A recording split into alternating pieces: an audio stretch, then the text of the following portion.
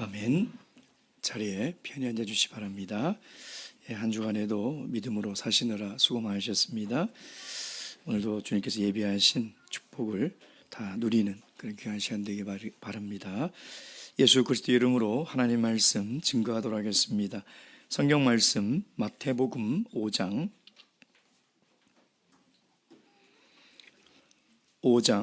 21절에서 26절까지의 말씀입니다.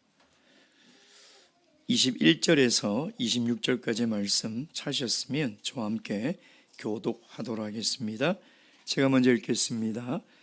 옛사람에게 말한 바 살인치 말라. 누구든지 살인하면 심판을 받게 되리라 하였다 하는 것을 너희가 들었으나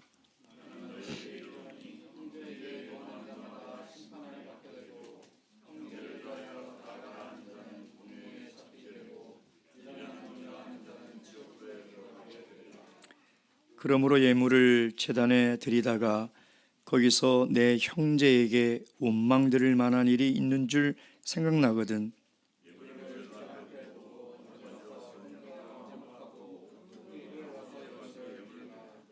너를 송사하는 자와 함께 길에 있을 때에 급히 사화하라. 그 송사하는 자가 너를 재판관에게 내어주고 재판관이 관예에게 내어주어 옥에 가둘까 염려하라. 진실로 내게 이르노니 내가 홀이라도 남김이 없이 다 갚기 전에는 결단코 거기서 나오지 못하리라. 아멘. 작년에 서울에 있는 어느 한 직장인이 지인들과의 송년 모임에서 서로 이렇게 선물 교환을 하는 그런 이벤트가 있었는데 어떤 선물을 받았냐면요, 일명 저주 인형이라는 선물을 받았다는 것입니다. 그래서 이 직장인이 집에 들어와서 저주 인형이 뭔지를 인터넷에 검색을 해보니까 놀랍게도 젊은 직장인 사이에서 굉장히 유행하는 그런 아이템이었다는 것이죠. 그때 이 직장인이 그런 생각을 했다는 것입니다. 누군가에게 참 화가 나는 그런 일들이 참 많은 모양이다. 저도 저주 인형에 대해서 검색을 해보니까 놀랍게도 너무나 많은 제품이 있다는 것을 제가 알았습니다. 뭐 얼마 하지도 않아요. 한 5, 6천 원 정도 하는데요, 천이나 또 이렇게 볏짚 같은 거로 이 손바닥만한 인형을 만들고요, 거기에 뭘 또 동봉해 주냐면 대못 몇 개를 동봉해 주고 또 부적을 동봉해 줍니다. 그러면은 이제 그걸 가지고 젊은 사람들이 어떻게 하느냐, 자기가 미워하는 사람의 이름을 써요. 그래서 거기에 못을 박습니다. 또는 저주를 써서 불에 태우면 그 사람에게 그 쓴 저주가 임한다는 그 미신을 상술로 이용해서 지금 많은 사람들이 그 선물을 주고받고 있다는 것이죠. 어떤 한 구매자의 댓글을 봤습니다. 직장에서 갑질하는 상사, 뭘 해도 못마땅해하는 상사가 미워서 구입을 했다. 그래서 퇴근하고 오면 꼭 저주 인형에다가 못을 박으면서 욕을 하면 스트레스가 확 풀린다는 것입니다. 어떤 구매자는 또 이런 댓글을 남겼습니다. 층간소음으로 윗집에 사는 사람이 너무 미워서 저주 인형을 구입했다. 근데 서울대 심리학 교수가 이런 얘기를 합니다. 이런 형태는 갈등을 소통으로 푸는 것이 아니라 또 다른 형태의 폭력으로 나타나는 바람직하지 못한 우리 사회의 현상이라는 것이죠. 여러분, 화가 나면 여러분 어떻게 푸십니까? 여러분, 화가 나면 여러분 어떤 반응을 보이십니까? 나를 힘들게 하는 사람, 또 나를 짜증나게 하는 사람, 이런 사람을 여러분 어떻게 대합니까? 오늘 예수님의 이 산상수훈의 말씀을 보면 우리 그리스도인들이 서기관과 바리새인보다 더 나은 의를 사는 구체적인 첫 번째 신뢰를 바로 분노에 대해서 이야기를 하고 있다는 것입니다. 저는 말씀을 묵상하면서 왜 하필이면 하고 많은 율법 가운데 분노에 대해서 먼저 말씀을 하실까? 그것은 우리가 여기에 가장 많이 넘어지고 여기에 가장 많이 시험에 들기 때문이라는 것이죠. 예수님께서 우리에게 말씀하시는 이 분노는 도대체 무엇인가? 첫 번째, 예수님께서 뭐라고 말씀하고 있습니까? 22절 말씀. 나는 너에게 이르노니 형제에게 노하는 자마다 심판을 받게 되고, 21절의 말씀을 이어서 보면 예수님은 분노하는 것은 살인과 다름이 없다는 것이죠. 서기관과 바리새인들은 살인하지 말라는 제6계명을 살인이라는 행동, 행위에 초점을 두고 가르치고 지키고 있었지만, 우리 예수님은 살인이라는 것은 행동하기 이전에 생각과 마음에 있다, 이렇게 해석을 하고 있다는 것입니다. 즉, 살인이라는 것은 정말 우리가 행동으로 사람을 죽여야 살인인 것이 아니라 그 사람을 미워하고 그 사람에게 화를 내고 하는 생각과 모든 마음은 살인에 포함된다는 것이죠. 22절 말씀을 보십시오. 형제에게 노하는 자마다 심판을 받게 되고, 이것은 21절에 살인하는 자마다 심판을 받게 되고와 똑같이 대꾸를 이루는 하나님의 말씀인 것입니다. 여러분, 언제 화를 잘 내십니까? 또 누구에게 화를 냅니까? 대부분 보면 가장 가까운 사람에게 화를 냅니다. 부모에게, 자녀에게, 남편에게, 아내에게, 또 우리 공동체에 있는 형제 자매에게. 여러분, 근데 가만히 보면 내가 화를 나는 경우는 거의 대부분 뭐냐면 나를 무시를 할 때, 내 자존심을 건드릴 때, 내 마음에 들지 않을 때, 공의롭지 못하고 정의롭지 못할 때 우리는 화를 낸다는 것이죠.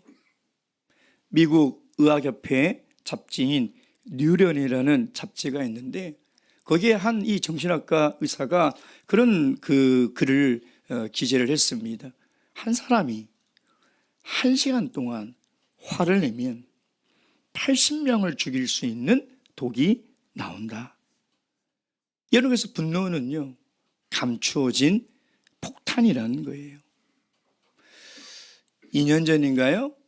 제 기억으로는 아파트 외벽에 그 페인트 칠을 하는 한 노동자가 음악을 크게 틀어놓고 일을 하고 있었어요. 근데 그것이 얼마나 시끄럽던지 그 아파트 사는 주민이 옥상에 올라가서 가위로 그 끈을 끊어버렸어요. 그 분을 참지 못해서. 여러분, 이런 일들이 우리 사회와 교회와 가정에 어찌 일뿐이겠습니까? 분노를 이기지 못하면 이것은 심각한 결과를 가져오게 된다는 것이죠. 그래서 그리스도인들은 분노를, 화를 다스려야 합니다. 화가 난다고 다 화를 내버리면 자기는 좋겠죠. 근데 그것이 얼마나 위험한 것인지 알아야 하는 것입니다. 마음의 화가 왜 안 나겠습니까? 마음의 분노가 왜 안 생기겠습니까? 근데 그것을 절제하지 못하면 충동 조절 장애라는 것이 있어요. 그게 흔히들 말하는 욱하는 성질이죠. 근데 신기하게도요, 이 욱하는 성질이 우리 대한민국 사람들이 참 많다는 것입니다. 이게 조절이 안 되는 거예요. 결국 이 욱하는 성질 때문에 다른 사람에게 피해를 주는 일들이 많다는 것이죠. 에베소서 4장 26절 말씀 보겠습니다. 에베소서 4장 26절 말씀.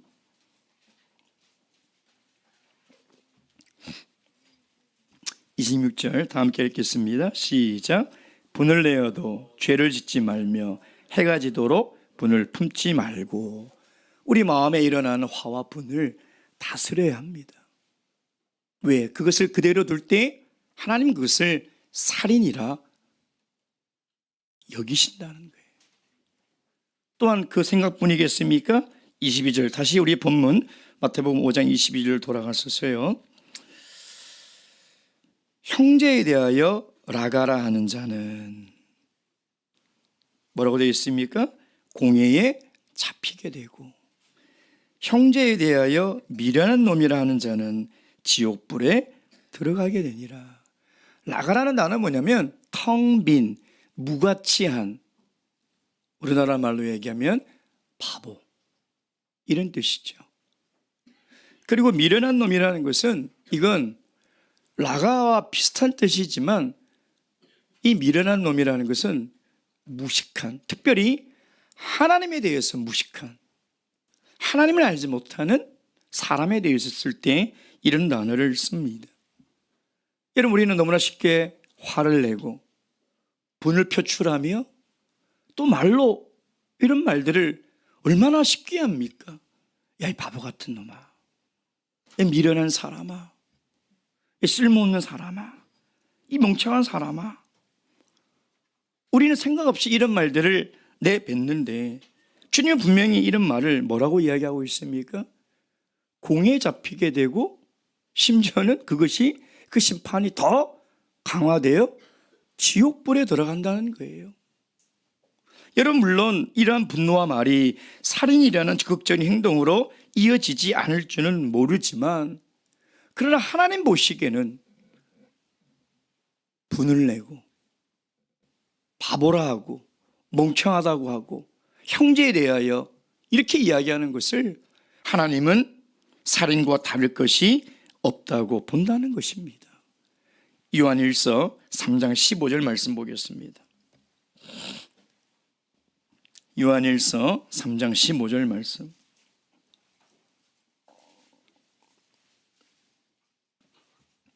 요한일서 3장 15절 말씀. 3장 15절 함께 읽겠습니다. 시작. 그 형제를 미워하는 자마다 살인하는 자니 살인하는 자마다 영생이 그 속에 거하지 아니하는 것을 너희가 아는 바라. 그 형제를 미워하는 자마다 살인하는 자다.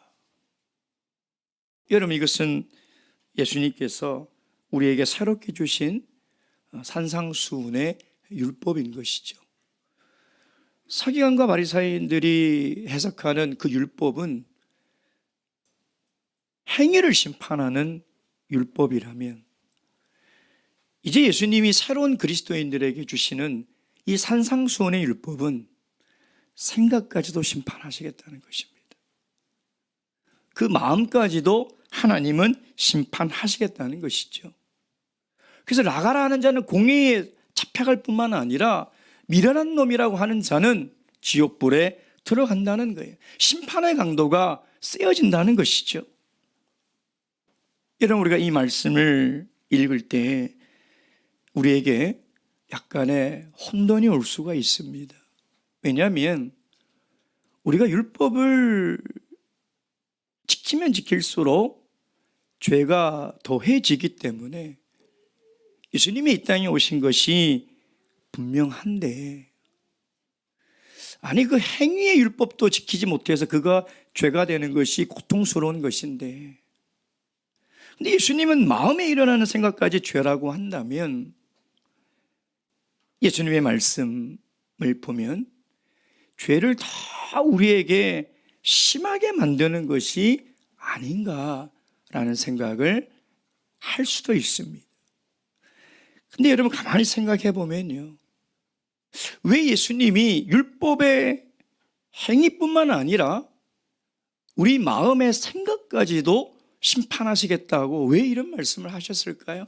정말 우리의 이 죄를 더 가중하기 위해서, 행위도 제대로 지키지 못하는 우리 인간인데 어찌 마음으로 사람을 미워하지 않을 수 있고, 어찌 마음으로 분을 내지 않을 수 있으며, 어찌 우리가 그런 말을 하지 않고 살아갈 수 있단 말인가? 이건 뭔가 예수님께서 우리를 더 죄를 증거하려고 하시는 말씀이 아닌가라고 생각할 수도 있다는 것이죠. 근데 여러분, 한번 생각해 보세요. 왜 율법을 지키는 자들이 위선자들이 됐습니까? 왜 하나님의 율법을 받아 율법대로 살고자 하는 그들이 왜 외식하는 자들이 됐겠습니까? 그들은 생각이 어떤 생각을 가지고 살아가든 행위로만 나타나면 괜찮다라는 생각을 가지고 있었기 때문인 것이죠. 사람들에게 보여주는 행위만 괜찮으면 내가 어떤 마음을 품고 내가 어떤 삶을 살아가도 괜찮다라는 생각을 한 것이죠. 그러니 여러분, 사람에게는 칭찬받을지언정 우리의 중심을 아시는 하나님 앞에는 그 모습이 얼마나 가증스러운 모습이겠냐 이 말이에요. 그 모습이 얼마나 부끄러운 모습이겠냐 이 말이에요. 그래서 예수님은 행위뿐만 아니라 우리의 마음과 생각까지도 심판하시겠다. 즉 가식적이고 위선적이고 외식적인 삶을 살아가지 말라는 것이죠. 여러분, 하나님께서 우리를 이 죄 가운데 불러주신 이유는 이 세상과 구별된 거룩한 하나님의 백성이 되라고 불러주신 거예요. 그래서 율법을 주신 것이죠. 왜? 하나님이 한 번 우리를 거룩한 백성으로 만들어줬지만 우리의 거룩은 계속 훼손될 수밖에 없기 때문에 율법을 주신 거예요. 근데 그 율법이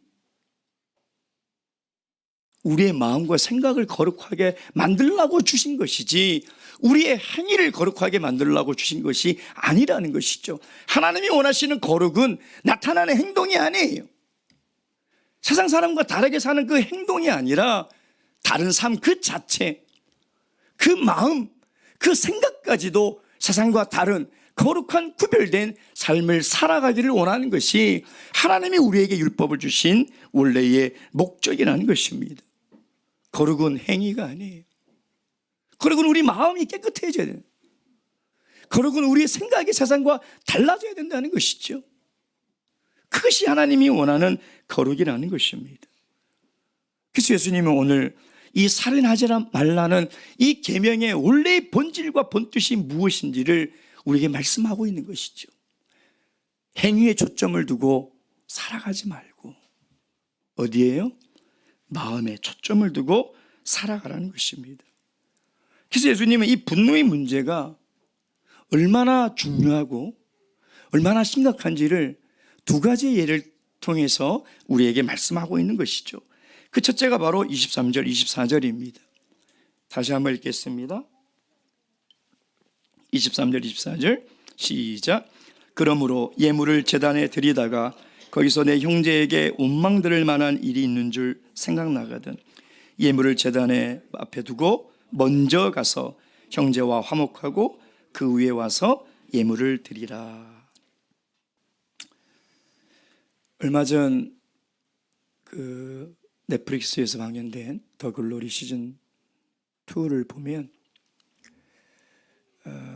우리 이 교회의 모습, 이 기독교의 진리가 얼마나 참 왜곡되고 우리 크리스찬들의 삶이 얼마나 희화화됐는가, 참 불쾌하기 짝이 없었습니다.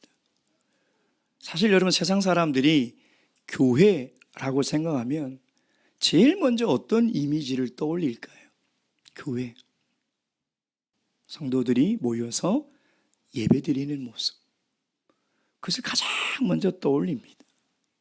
근데 그 극 중에 보면 온갖 범죄를 다 저지르고도 회개하지 않고 그 예배의 자리에 앉아서 예배를 드리면서 나는 구원받았다라는 그 대사를 하는 것을 보면서 지금 얼마나 잘못된 기독교의 교리를 참 비꼬고 있는가, 지적하고 있는가, 마치 우리 기독교의 교리를 조롱하는 듯 그런 생각을 가졌습니다. 여러분, 23절에 보면 앞에 쭉 얘기하면서 형제에 대해서 분노하고 바보라 하고 미련한 놈이라 하면 그렇게 될 것이다. 그러므로 그렇게 되지 않으려면, 공의에 잡히지 않고 심판받지 않으려면 구체적으로 어떻게 해야 되는가, 그 얘기를 하고 있는 것이죠. 살인하지 말라는 명령은요, 단순히 소극적으로 내가 사람을 죽이지 않는 것으로 율법을 지켰다라는 것이 아니라 우리가 형제와의 관계를 바르게 하기 위해서 적극적인 행동과 실천을 취해야 한다는 것입니다. 그래서 24절에 보면 먼저 가서, 이게 무슨 말입니까? 먼저 적극적으로 최우선적으로 화목하라는 거예요. 형제와 화목하라는 거예요. 여러분, 우리가 그리스도인이 되어서 신앙생활을 하면서 예배가 얼마나 중요합니까? 성경을 봐도 하나님은 예배가 정말 중요하다고 우리에게 이야기하고 있지 않습니까? 그래서 우리는 예배를 소중하게 여기고 있습니다. 근데 하나님이 뭐라고 말씀하시냐? 그 예배를 드리려고 왔다가도 형제와 화목하지 않은 것이 생각이 나면 그 예물을 잠시 두고 먼저 가서 그 형제와 화목하라는 거예요. 관계를 회복하라는 거예요. 하나님이 기다려 주시겠다는 거예요. 하나님이 예배를 얼마나 중요하게 생각하고 우리가 신앙에 있어서 예배가 얼마나 중요한지 다 알지만 하나님조차도 기다려 주겠다는 거예요. 하나님조차도 예배보다는 형제와의 관계가 회복되는 것이 더 먼저라고 우리에게 이야기를 하고 있다는 것이에요. 여러분, 예배가 중요해요. 근데 예배보다 더 먼저 중요한 것이 뭐냐면 화목이에요. 우리 성도와의 관계예요. 그것을 지금 구체적으로 우리에게 이야기를 하고 있는 것이죠. 근데 여러분, 예수님 다시의 서기관과 바리새인들은요, 이런 이 도덕적인 문제를 덮기 위해서요, 의식적인 희생을 만들어내는 전문가들이에요. 무슨 얘기냐면 마음으로는 사람들을 미워하고 무시하고 욕하고 하면서도요, 그것을 덮기 위해서 이 바리새인들은 수많은 예배의 규칙을 만들었어요. 성전에 올라가기 전에 무슨 옷을 입어야 되고 무슨 노래를 들어야 되고 무슨 노래를 불러야 되고 예배드리러 가서는 뭘 해야 되고 뭘 해야 되고, 자신의 삶은 그렇게 살지 못하는 것을 뭐로 덮느냐? 예배의 형식으로 덮는 거예요. 그래서 나는 예배 드렸다는 거예요. 나는 예배를 철저하게 준비해서 이 규칙대로 다 드렸다는 거예요. 그리고 나는 살인하지 않았으니 나는 괜찮다. 나는 살인하지 않았고 율법을 지키고 예배를 열심히 드리니 나는 의롭다. 이렇게 생각하고 있다는 것이죠. 시편 66편 18절 말씀 보겠습니다. 시편 66편 18절 말씀입니다.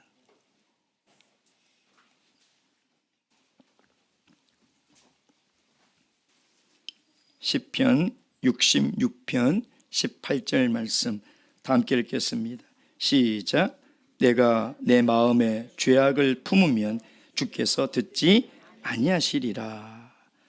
사랑하는 성도 여러분, 예배가 중요하죠. 근데 예배보다 더 중요한 것이 뭔지 아십니까? 예배에 참석하기 위해서 열심을 내야 하는 것보다 더 중요한 것이 우리 형제와의 관계를 회복하는 거예요. 화목하게 하는 거예요. 그리고 나서 예배를 드려야 돼요. 여러분, 우리가 드리는 이 예배가 이것이 회복되지 않고 화목하지 않고 드리는 예배면 하나님 앞에 아무 가치가 없어요. 아무 의미가 없는 거예요. 여러분, 형제와 싸우고 다투고 그걸 풀지 못하고 하나님께 와서 예배를 드리는 것은 아무 의미가 없다는 거예요. 하나님이 기다려 주세요. 먼저 가서 화목해야 돼요. 내가 주동적으로 가서 화목을 힘쓴 다음에 하나님 앞에 나와 예배 드리라는 것이죠. 그리고 두 번째 예수님께서 드는 예가 뭡니까? 세 번째 25절 26절 말씀, 마태복음 5장 25절 26절 이 두 번째가 우리 신앙 공동체 안에 있는 관계의 회복이라면, 세 번째는 세상 사람들과의 관계 회복을 이야기를 하고 있습니다. 25절 26절 다시 한번 읽겠습니다. 시작. 너를 송사하는 자와 함께 길에 있을 때에 급히 사화하라. 그 송사하는 자가 너를 재판관에 내어주고 재판관이 관리에게 내어주어 오게 가둘까 염려하라. 진실로 내게 이르노니 내가 홀이라도 남김없이 다 갚기 전에는 결단코 거기서 나오지 못하리라. 다윗과 요나단이라는 그 CCM 찬양을 부르는 듀엣이지 않습니까? 오늘 나는이라는 찬양이 있습니다. 내가 먼저 손 내밀지 못하고, 내가 먼저 웃어주지 못하고, 내가 먼저 용서하지 못하고, 이렇게 머뭇거리고 있네 하면서 쭉 하는 이 찬양인데요. 이 찬양을 어떻게 만들게 됐느냐. 이 찬양을 만든 이분이 친한 친구와 다툼이 있어서 싸웠어요. 그래서 관계가 소원해진 거죠. 그 마음으로는 빨리 풀어야 될 건데 찰필 미루고 있는데 연락이 왔어요. 그 친구가 교통사고로 죽었다는 것입니다. 장례식장을 다녀오면서 하나님 앞에 펑펑 울면서요. 그리고 만든 곡이 그 찬양입니다. 25절에 보면 길에 있을 때라는 이 말은 뭐냐면 화해해야 하는 긴박성을 표현한 거예요. 지금 함께 어디를 가냐면 지금 재판정으로 가는 그 길이에요. 그 길에서 이 사람과 화해할 수 있는 마지막 기회라는 거예요. 화해할 수 있는 이 기회를 미루고 놓치지 말라는 것이죠. 시비가 있어서 지금 재판장으로 갈 때 두 사람이 그 길에 있는 그 기회가 마지막이니 그 기회를 놓치지 말고 사화하라. 사화한다는 것은 법으로 풀지 못하는 것을 두 개인과 개인 간에 합의하라는 거예요. 재판장까지 가지 말고 서로 합의해서 원만히 풀으라는 것입니다. 여러분, 이 말은 화목해야 될 대상이 있을 때 미루지 말라는 거예요. 화목해야 될 대상이 있으면 곧바로 가서 그 문제를, 그 갈등을 원만히 해결하라는 것이죠. 여러분, 사람과 사람 사이에 오해든지 다툼이든지 갈등이 생겨서 소원해지고 시간이 자꾸 흘러가면 갈수록요, 점점 회복하기가 어려워집니다. 미루지 마세요. 자존심의 문제가 아니에요. 하나님의 말씀이에요. 하나님의 말씀. 반드시 화목을 위해서 우리 그리스도인들이 실천하고 솔선수범해야 한다는 것입니다. 여러분, 지금 이 소송에 걸려서 이 재판정으로 가는 이 길가에 선 두 사람은요, 앞으로 우리 인생을 심판하실 하나님 앞에 서는 그 길에 함께 걸어가는 우리 모든 사람들이에요.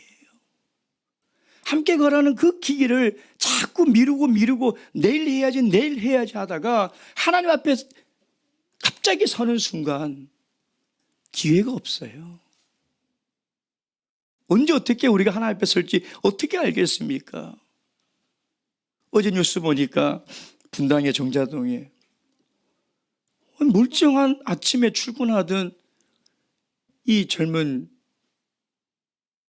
여성분, 남성분이 그 다리에 떨어져서 추락해서 사망하는 그걸 보면서요, 야, 참 어떻게 저런 일이 일어날 수 있지? 이런 대도시에 어떻게 정말 사람의 한치 앞은 아무도 모를 일이구나. 여러분, 우리가 언제 하나님의 심판대 앞에 설지 우리가 어떻게 알겠습니까? 오늘밖에 없어요. 오늘 내가 풀어야 될 일이 있으면 반드시 풀어야 돼요. 사실 오늘 이 말씀을 묵상하면서요, 이야기가 참 어려운 부분이 한두 가지가 아닙니다. 여러분, 이 예수님의 이 말씀을 보면 너무나 일방적이에요. 불화의 책임이 전적으로 나에게 있다고 예수님은 말씀하고 있다는 거죠. 솔직히 이 말씀을 읽으면 억울한 것이 한두 개가 아닙니다. 아니, 어떤 과정으로 화를 냈는지 예수님은 들어보지도 않아요. 갈등이 어떻게 생겼는지도 묻지도 따지지도 않고 예수님이 뭐라고 얘기하냐면 해결하라는 것이죠. 여러 가지 사정이 있을 수 있지 않겠습니까? 들어봐야 되겠죠. 왜 그런 일이 있었는지, 왜 화나게 했는지, 왜 관계가 소원해졌는지 분명히 여러 가지 이유가 있을 거예요. 그래서 우리도 손바닥 또 부딪혀야 소리가 난다고 저 사람도 잘못했지만 이 사람도 잘못했다 라고 보편적으로 생각을 하지 않습니까? 근데 제가요, 분노라는 그 책 제목이 분노는 아닌데 무슨 책인데 분노에 대한 이 챕터가 있었어요. 그 예전에 읽었던 것이 기억이 나서 찾아보니까 이 본문에 대한 그 의문이 풀렸습니다. 그러니까 제가 그걸 그대로 발췌해 왔는데요, 읽어드리겠습니다. 영적으로 문제가 되는 것은 나를 화나게 하는 그들이 아니라 쉽게 화내는 나다. 너무 쉽게 화가 나는가? 잘못된 것들에 대하여 그릇된 방법으로 성을 내는가? 필요 이상으로 화가 나는가? 그것은 당신 안에 사랑이 없다는 확실한 증거다. 이렇게 다른 사람에게 탓을 돌리기 전에 우리에게 예수님의 더 큰 사랑이 필요하다는 사실을 인정해야 한다. 성냄은 하나님의 능력을 부정하는 것이다. 하나님의 도우심을 구하지 않고 성내는 쪽을 선택한 것이다. 돈이나 시간이 없을 때 혹은 문제가 점점 커질 때 성내는 쪽을 택했는가? 그것은 당신의 필요를 채워주실 하나님을 신뢰하지 않았다는 증거다. 우리는 하나님께 시선을 돌리는 대신 문제만 크게 보고 하나님을 향해 성을 낸다. 성을 내는 것은 하나님과의 관계와 직접적인 연관이 있다. 이거를 읽어보니까요, 그렇구나. 어떠한 연륜에서 내가 화가 나고 왜 갈등이 세고 소원해졌는지 수많은 이유가 있지만 이 문제는 영적으로 볼 때 나에게 그리스도의 사랑이 부족했고 하나님을 향한 신뢰가 부족한 탓이구나 라는 것을 다시 한번 깨닫게 되었다는 것이죠. 오늘 주님께서 주신 이 산상수훈의 교훈의 말씀이 우리에게 더 무거운 짐이 아니라 우리가 지켜나가야 될 즐거운 하나님의 말씀이 되려면 우리 안에 하나님의 사랑이 먼저 풍성하게 회복돼야 되지 않겠습니까? 그런 그리스도의 사랑이 이 말씀을 실천하게 하는 힘인 줄로 믿으시길 주님의 이름으로 축원드립니다. 묵도하시겠습니다.